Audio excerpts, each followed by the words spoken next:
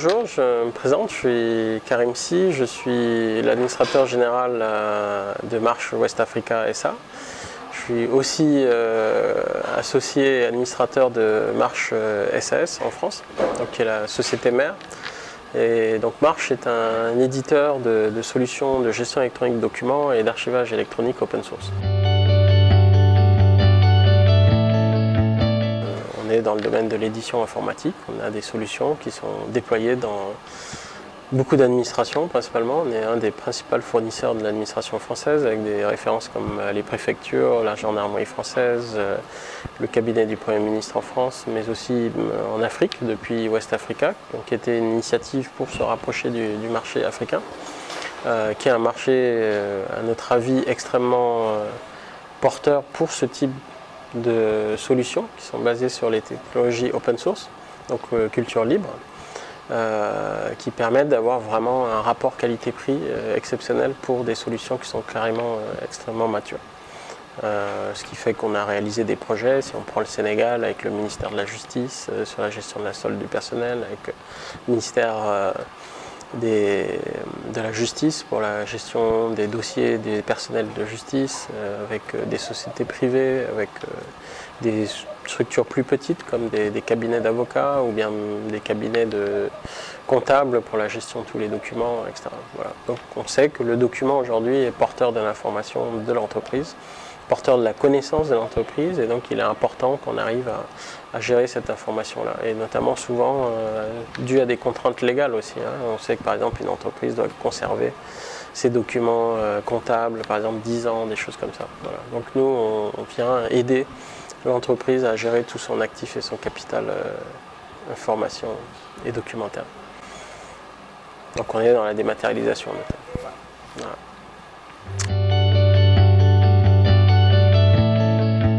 Alors moi, mon parcours, c'est un parcours d'entrepreneur, de serial entrepreneur, j'aimerais dire, dans le sens où j'ai eu plusieurs vies depuis mon cursus.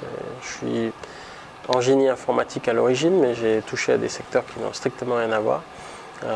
Aussi bien dans le domaine de l'hydraulique villageoise, où on avait conçu une pompe à eau manuelle au sortir de l'école, qu'on a diffusé. Je suis rentré dans les forages, donc on est une société de forage hydraulique minier. Je suis rentré dans la petite mine, dans l'aviation d'affaires, enfin dans plusieurs choses. J'ai monté en 97 une des petites premières sociétés d'intégration au Sénégal qui s'appelait OpenSys, où on a accompagné des projets extrêmement passionnants à l'époque, qui a donné Gaindé en 2000, donc c'est la dématérialisation de tout ce qui est approche d'import-export. Et donc nous, on était spécialisés sur tout ce qui était business process management. Donc on a toujours eu une approche régionale, bien sûr.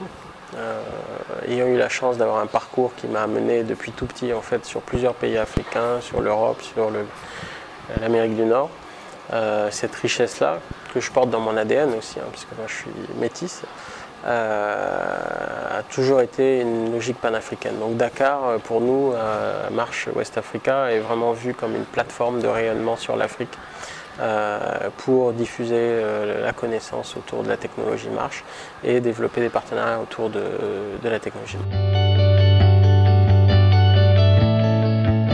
Je pense que déjà, on parle de moins en moins de technologie de l'information et de la communication. On va de plus en plus justement dans l'économie numérique. Et je pense que c'est d'autant plus important à souligner qu'aujourd'hui, on est vraiment dans une nouvelle ère. Certains parlent de nouvelle troisième révolution industrielle. Pour citer Rifkin, Jeremy Rifkin, célèbre professeur de l'université Wharton, qui montre qu'en fait aujourd'hui, c'est comme à l'époque où on a eu la révolution industrielle, on est dans une nouvelle ère portée par le numérique, où tout est remis en question. En 2000, on parlait de la société de l'information, donc on voyait bien toutes les implications que le numérique était en train d'apporter, et on le vit au quotidien aujourd'hui. Donc le digital est rentré partout. Le digital touche tous les secteurs, et c'est peut-être pour ça qu'on a du mal à l'appréhender, parce qu'en fait aujourd'hui, les technologies de l'information apportent une amélioration de la compétitivité des entreprises dans tous les secteurs. Et donc par ce biais à la compétitivité des nations. Donc il est important aujourd'hui, et les cartes ont été rebattues, puisque aujourd'hui un informaticien peut être aussi bien au Sénégal. Nous, il nous arrive d'intervenir pour la société mère en France ou sur d'autres territoires à partir de Dakar sur des choses. Nous contribuons à la documentation du code. Alors maintenant, Marche est particulier dans le sens où on a un modèle qui se base sur la culture du libre. Nous sommes une société qui est un éditeur open source. Ça veut dire quoi un éditeur open source? C'est que notre code source est en ligne en fait. Il est accessible à tous ceux qui le veulent, à tout le monde, sous une licence quand même.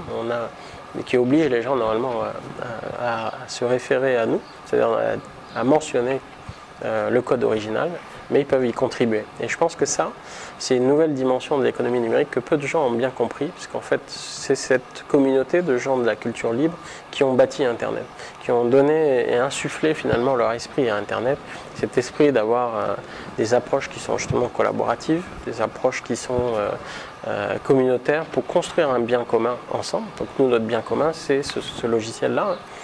Et dans le documentaire, c'est d'autant plus important parce qu'on doit conserver des documents, des actes pendant longtemps. Quand on parle par exemple d'archivage, ça dépasse des dizaines, des vingtaines, des cinquantaines d'années.